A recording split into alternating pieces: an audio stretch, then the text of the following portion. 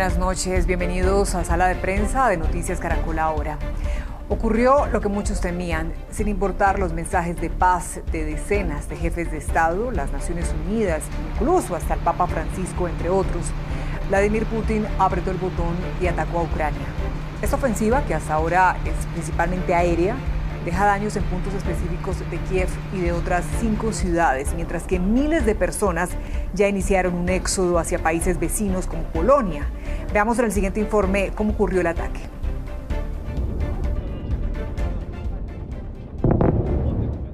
Un escenario temido por muchos. El cielo comenzó a iluminarse y fuertes estruendos se apoderaban de la capital ucraniana.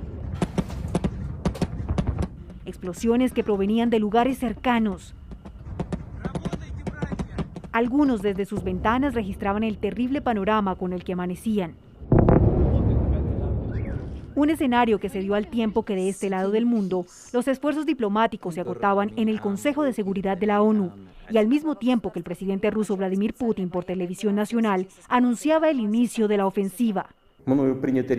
He tomado la decisión de una operación militar. Quien intente interferir con nosotros y más aún crear amenazas para nuestro país, nuestro pueblo debe saber que la respuesta de Rusia será inmediata y lo llevará a consecuencias que nunca ha experimentado en su historia. Amanecía y las sirenas comenzaban a sonar. Y con el paso de las horas los estragos de la guerra comenzaban a verse. Viviendas destruidas y, según el gobierno ucraniano, ya decenas de vidas se habían perdido.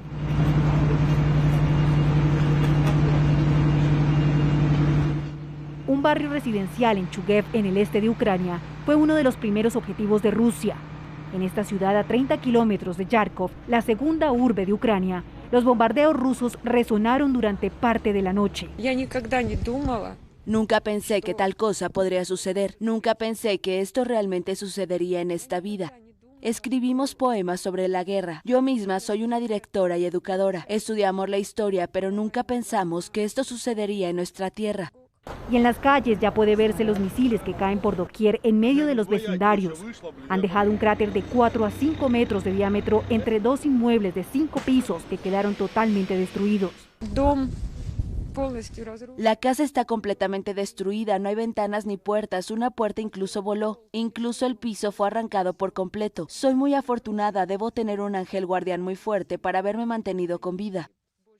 El presidente ucraniano aseguró en su cuenta de Twitter que las fuerzas rusas están tratando de tomar Chernóbil y que sus soldados están sacrificando sus vidas para que la tragedia de 1986 no vuelva a ocurrir. Por su parte, el ejército ruso afirmó haber destruido los sistemas de defensa antiaérea y dejado fuera de servicio las bases aéreas ucranianas. El gobierno de Ucrania reporta incursiones terrestres rusas desde varios puntos. Un aeropuerto militar cerca a Kiev fue uno de sus blancos. También en Mariupol, la principal ciudad portuaria de Ucrania.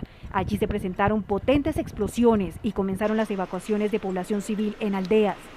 Hay zonas en donde la evacuación ya no es posible, pues los disparos de artillería rusos son demasiado intensos y las comunicaciones complicadas.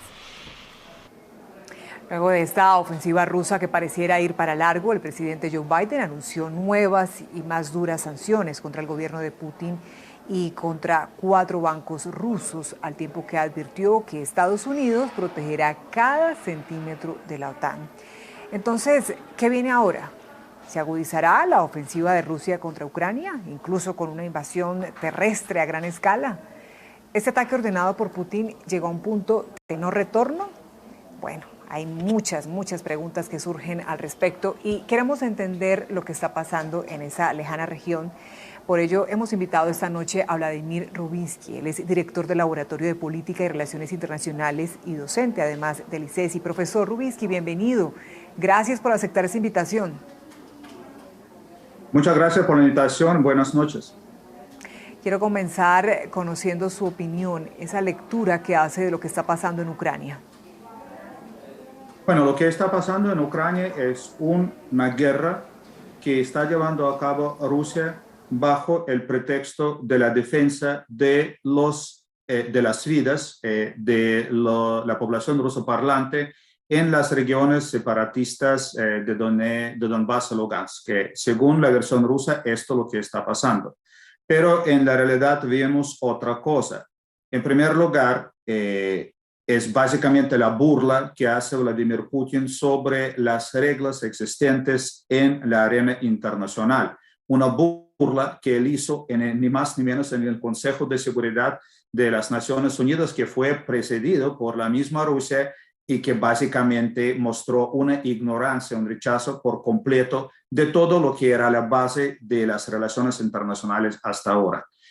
Si bien él dice que lo que quiere Rusia es proteger los intereses y las vidas de la población rusoparlante en estos dos regiones, Donbass y Lugansk, él hizo una ofensiva por completo, y sobre todo el territorio de Ucrania.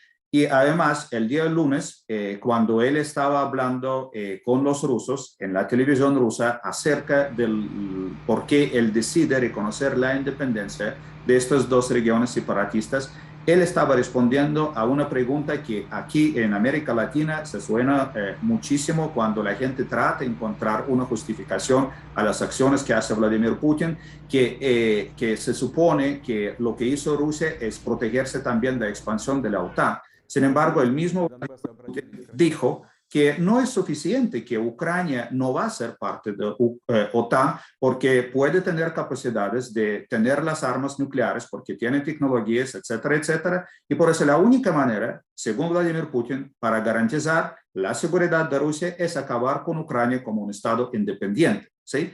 Esto es lo que está pasando en este momento, y por eso estamos viendo la ofensiva total de Rusia muchísimo más allá del territorio de estas dos regiones separatistas. Es prácticamente el intento de acabar con Ucrania.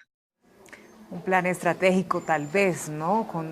Creado con muchísimo tiempo de antelación. ¿Hasta dónde cree usted que está dispuesto a llegar Putin, profesor? Yo no sé la respuesta a esta pregunta.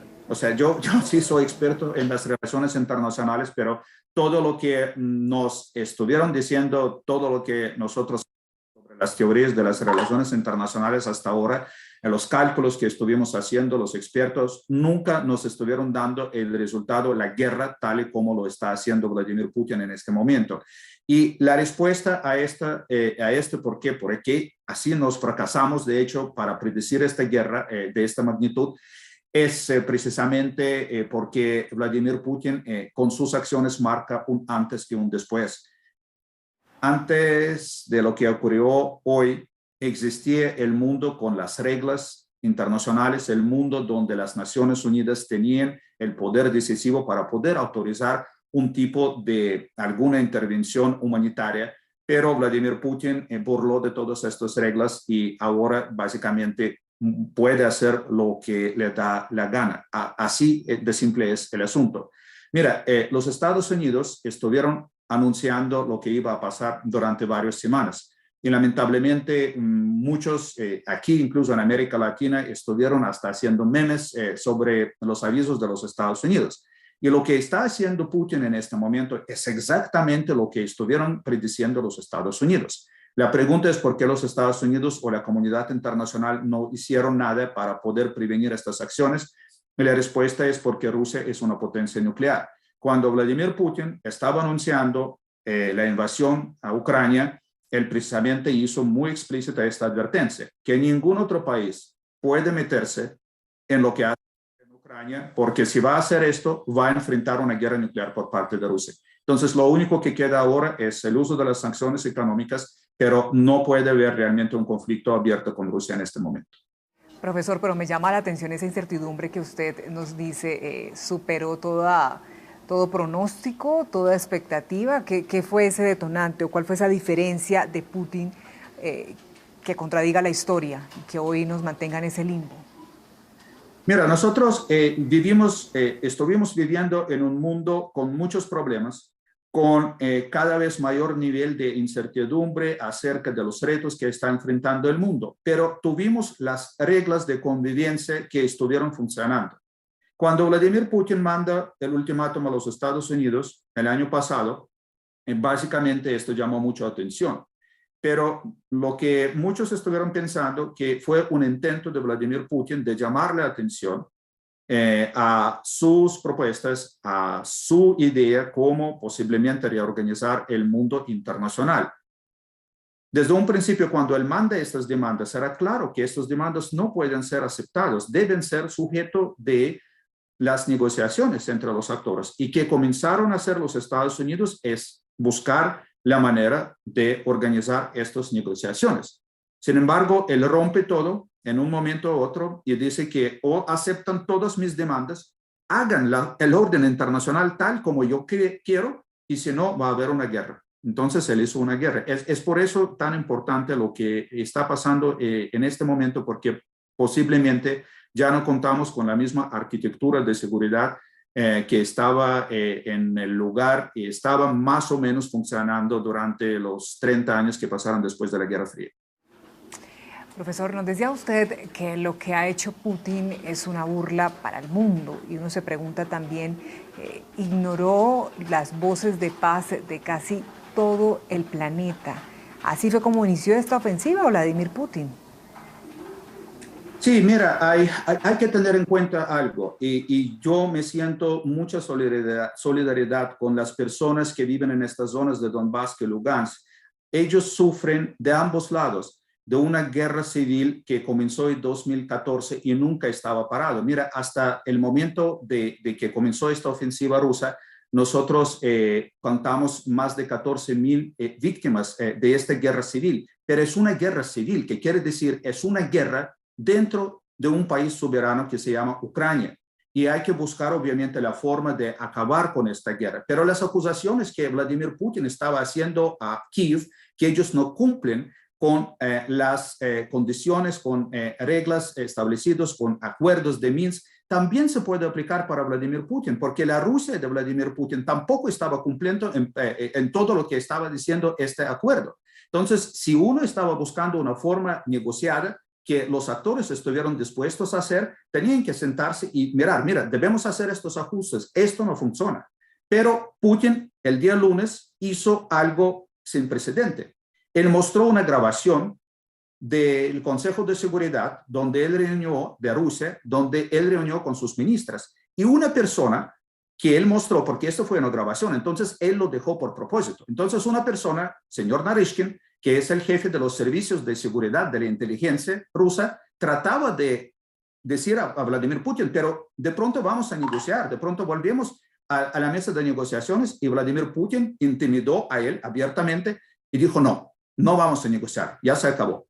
Entonces, precisamente esto fue una decisión de Vladimir Putin de romper con todo lo que se entendía son las reglas de convivencia en la arena internacional, y no solo acabar con el conflicto en Ucrania, sino aumentar tremendamente la cantidad de las víctimas y de las personas que hasta ahora estuvieron perdiendo las vidas. Sí, la cosa era horrible allá en Donbass y Lugansk. Sin embargo, cuando comienza el ultimátum, cuando él manda ultimátum, él continúa lo que nosotros llamamos low intensity conflict.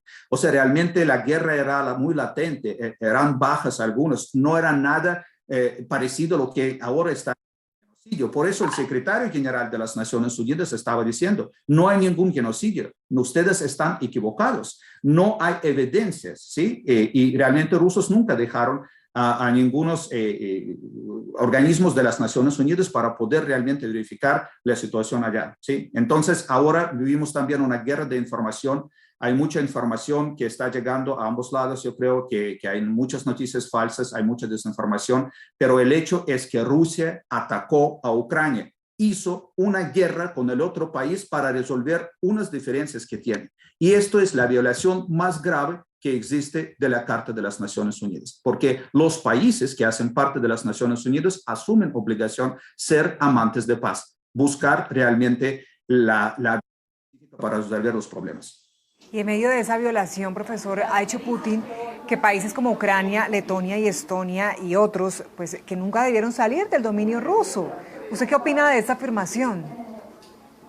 Sí, efectivamente, él en su discurso estaba hablando sobre el Imperio Ruso. El año 1917 estaba diciendo que la organización de la Unión Soviética, bajo el principio de reconocer las etnias diferentes y dar a ellos un nivel de autonomía, está un error grave. Él dijo que solo el camarada Stalin logró terminar con esta autonomía, pero lamentablemente para Putin Él dijo que lamenta mucho que Stalin no terminó la tarea, que no hizo jurídicamente unos cambios en los documentos fundacionales de la Unión Soviética para no permitir que estas repúblicas puedan salir. Entonces, nosotros, después de 30 años que acabó la Unión Soviética, y sí hubo un par de guerras étnicas, yo en mi doctorado hice el estudio de la guerra étnica en Abjasia, yo conozco el Cáucaso, pero en otras partes el colapso de la Unión Soviética era pacífico, sí, se llegaron a los acuerdos. 30 años pasaron. ¿Cómo se puede decir que Ucrania no constituye un Estado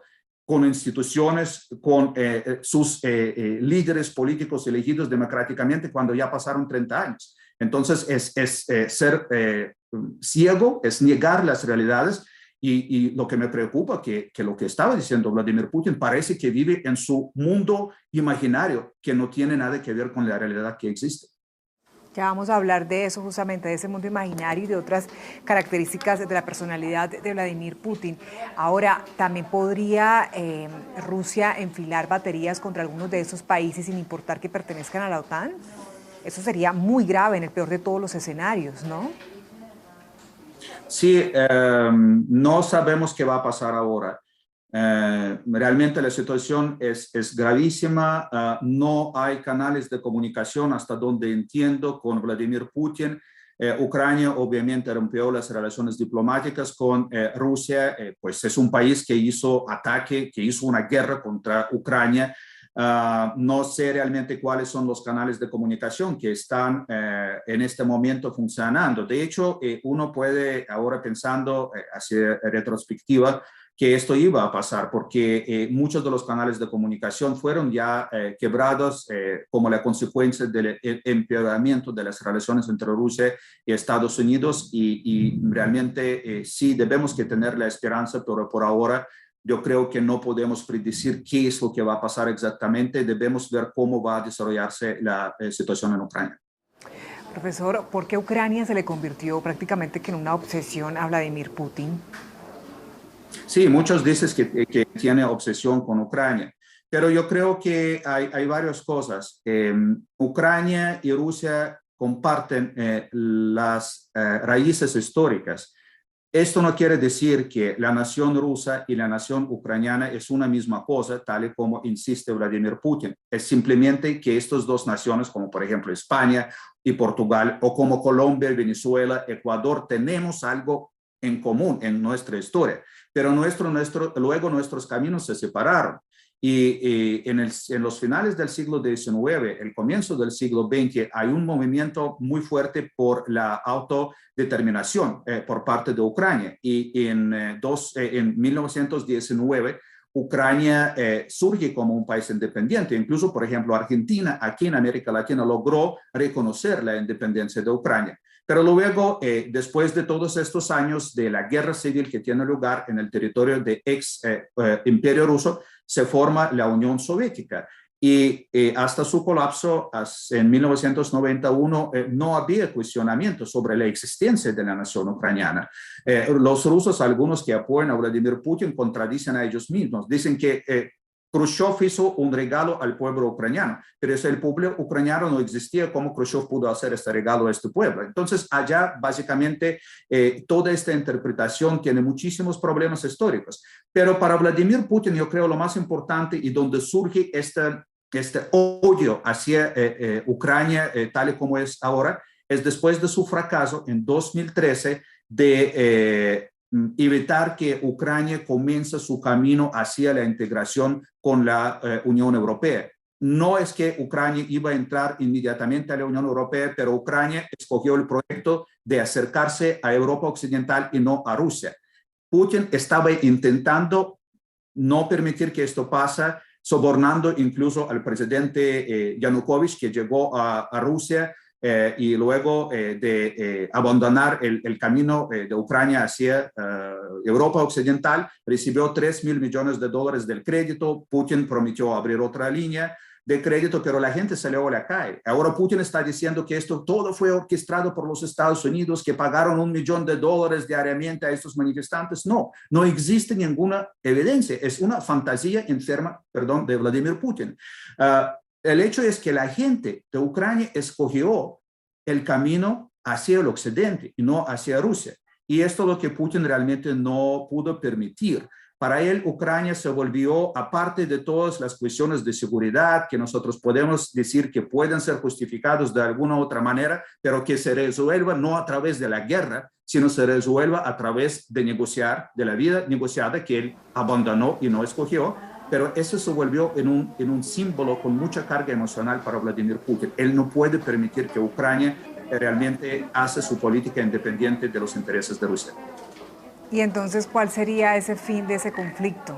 ¿Va para largo? Así como nos lo planteaba, profesor, ¿qué va a pasar? ¿Cuándo descansará Putin? La verdad que yo no tengo la respuesta a esta pregunta, perdón, pero no puedo decir ahora porque es un conflicto que se desarrolla rápido. Si Putin va a parar ahora, posiblemente podemos decir lo que él quería realmente es manifestar la capacidad, la potencia militar que tiene Rusia y efectivamente lo está logrando. Pero mira, Ucrania de hoy, de 2022, no es una Ucrania de 2014, cuando realmente hubo mucha euforia por parte de los rusos. Pero ¿por qué? Porque los rusos lograron anexar la península de Crimea, porque los ucranianos no dieron la pelea.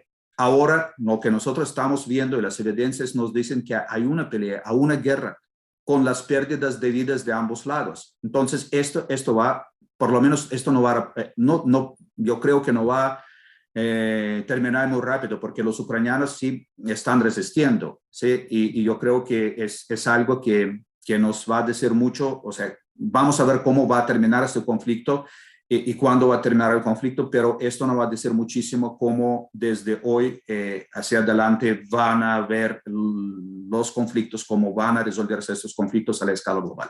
Sí, gran incertidumbre. Profesor, ya nos ha venido usted mencionando algunos rasgos, pero quisiera preguntarle directamente cómo analiza la personalidad de Vladimir Putin para usted. Bueno, yo creo que la personalidad de Vladimir Putin es un tema importante y relevante, porque también hay un estereotipo para ver a Vladimir Putin en muchas instancias como alguien que realmente aprendió vivir, que la experiencia que formó su visión del mundo es de KGB, porque él sí era el espía de KGB durante los tiempos de la Unión Soviética. Pero yo creo que esta visión sí es equivocada. Para mí, Vladimir Putin es el producto de la década. ¿Y qué es lo que fue la década 90? Eso fue la década de la transición de una economía planificada socialista hacia una economía capitalista. Sí, fue el momento cuando la gente comenzó a tener fortunas, cuando era realmente un ambiente donde no existía la ley, la gente no confiaba en las reglas de juego y estaba prefiriendo resolver los conflictos, las diferencias, por la fuerza. Y Putin era en ese entonces el vicealcalde de la ciudad de San Petersburgo, encargado en el comercio exterior de la ciudad. Hubo muchos casos allá que ahora están topados en Rusia con la ayuda humanitaria, etcétera, etcétera. Pero él aprendió a vivir en este ambiente. Y a mí me parece, además porque ahora la gente que está alrededor de Vladimir Putin, estas élites, estas personas que toman la decisión junto con Vladimir Putin, son sus amigos de ese momento, de la década 90. El jefe de Gazprom, el jefe de las empresas más grandes de Rusia, además todas las personas en los puestos más importantes de poder son colegas de Putin de esa época, de la década 90. Y yo creo que ellos tienen la misma visión del mundo que ahora están trasladando del ámbito de la política interna rusa en la década 90 hacia el ámbito de la política exterior, donde él piensa que el más fuerte que primero ataca, gana, ¿sí? Y que las reglas de juego, las leyes realmente no importan. Entonces yo creo que la personalidad de Vladimir Putin se refleja así. Además hay unas evidencias más allá, porque el lenguaje que está usando Vladimir Putin, que está usando, por ejemplo, el ministro de Relaciones Exteriores, Lavrov, es un lenguaje muy vulgar. Esto es el lenguaje precisamente que se usaba la gente en la década 90 y ahora lo estamos escuchando desde Vladimir Putin y desde otros ministros de su gobierno. Profesor, ¿esta sería la crisis más grave desde el episodio de los misiles rusos en Cuba en el 62? ¿O a usted qué le dice la historia? Yo no creo y no veo tantas similitudes con la crisis de los misiles en Cuba. ¿Por qué? Porque el intento de Khrushchev, cuando llega a tener el acuerdo cuando llega a tener el acuerdo con Fidel Castro para ubicar estos misiles, precisamente por el hecho que los Estados Unidos ubicaron, por un lado, ubicaron los misiles de corto alcance en Turquía. Entonces Khrushchev sentía que el equilibrio de poder ya está amenazado. Y por otro lado, claramente, Khrushchev quería tener buena razón para poder proteger el régimen de Fidel Castro, que se volvió el aliado número uno de la Unión Soviética durante la Guerra Fría y que está ubicado a 80 millas de Key West, ¿sí? Muy cerca de los Estados Unidos. Toda la idea era poner estos misiles en secreto y luego revelarlo y los Estados Unidos lo descubrieron y comienza la negociación entre Kennedy y Khrushchev. Para el mundo fuera que no sabía los detalles de esta negociación. Parece que Khrushchev salió como perdedor, pero efectivamente era una tregua. Era 0-0, decimos en este sentido, porque los soviéticos sí removieron los misiles de la isla de Cuba, pero en el mismo tiempo los Estados Unidos removieron sus misiles en Turquía, por un lado, y por otro lado, todo indica que los Estados Unidos también asumieron el compromiso de no buscar tumbar el gobierno de los Castros por la vía militar, porque después de la crisis de los misiles nunca hubo ningún intento como había antes para tumbar este régimen. Yo creo que en este momento es un escenario completamente diferente, tiene lugar en un lugar diferente y sí, yo creo que es la peor crisis que nosotros estamos viviendo en este momento después del fin de la Guerra Fría. Pues qué interesante esa explicación, porque es válido y en este momento de tanta incertidumbre también nos hace recordar un poco de momentos difíciles, de crisis internacionales que nos tiene la historia. Profesor, ya se nos agota el tiempo y no quiero que nos despidamos sin antes preguntarle, me genera curiosidad, Vladimir Rubinsky, ¿de dónde es usted? Su apellido genera inquietud. ¿Rusia? Yo soy de Rusia, sí, yo soy original de Irkutsk, de una ciudad en Siberia, muy cerca del lago Baikal, pero vivo en Colombia ya muchos años, sí, realmente soy colombiano. ¿Qué lo trajo a Colombia? ¿Hace cuántos años? Me trajo a Colombia realmente mi mujer, que nos invitaron en ese entonces ser parte de profesores de la Universidad del Valle.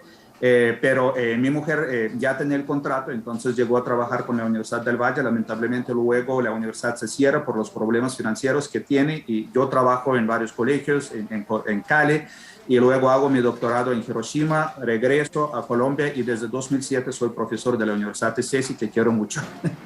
Y quiero mucho a Colombia. Nos alegra mucho que el amor lo haga sentir colombiano y que lo haya hecho regresar. Profesor, finalmente, ya no como profesor, como internacionalista, con toda su experiencia, sino como originario de este país, esa sensación personal que tiene hoy con lo que está pasando. Ha sido uno de los días más difíciles para mí personalmente. Cuando llegan el comienzo de la guerra, es muy en la noche, me llaman de un canal de televisión y yo básicamente estuve pasando la mayor parte de esta noche comentando en directo el ataque ruso contra un país independiente. Yo me siento muy mal. Yo siento vergüenza, si quiere, porque un país, el país mío, el país de origen mío, hizo este crimen de lesa humanidad, que es una guerra contra un país. Yo realmente siento muy mal y esto es uno de los peores días en mi vida precisamente porque yo no puedo creer que Rusia hizo eso. Realmente yo estuve hasta el último momento con la esperanza que esto no iba a pasar y cuando sí está pasando, yo no me siento bien. Yo realmente quiero pedir disculpas a los ucranianos. Quiero también decir que no todos los rusos estamos apoyando a Vladimir Putin. Existe una parte de la población que sí está apoyando a Putin, dice que tocaba acabar con Ucrania, pero creo que estas voces no son la mayoría. Hay muchos rusos que están levantando sus voces contra los crímenes que está cometiendo el país, el líder, no es el país, sino está cometiendo el tipo que realmente logró mantener en sus manos el poder 20 años, ahora está llevando a un desastre a Rusia y también el mundo entero. Pues, señor Vladimir Rubinsky, director del Laboratorio de Política y Relaciones Internacionales y docente del ICESI, le agradecemos por compartir con nosotros esa reflexión, esa sensación personal. La entendemos de alguna manera y nuevamente gracias por su tiempo, por su disposición aquí en Sala de Prensa. Gracias por la invitación. De esta manera terminamos por hoy. A ustedes gracias por elegirnos, por conectarse con nosotros. Que tengan buena noche.